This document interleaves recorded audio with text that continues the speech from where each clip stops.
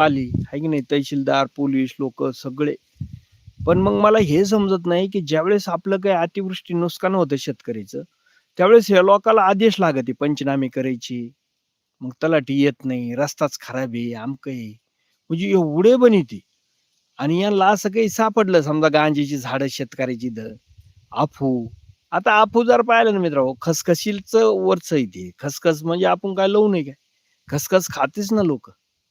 आणि याने जर मालाला योग्य भाव नाही दिले, आहे की नाही? कारण याला जबाबदार पण हेच लोक आहे, शासनच आहे.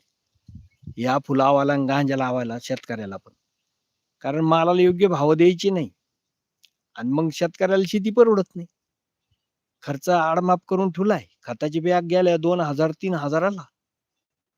या औषधाचे भाव कुंकड, खताचे भाव कुंकड. दरवर्षी तुमच्या शेतीला लागणाऱ्या सगळ्या ज्या गोष्टीचे भाव वाढत चालले. पण शेतमालाची कुठे भाव आहे?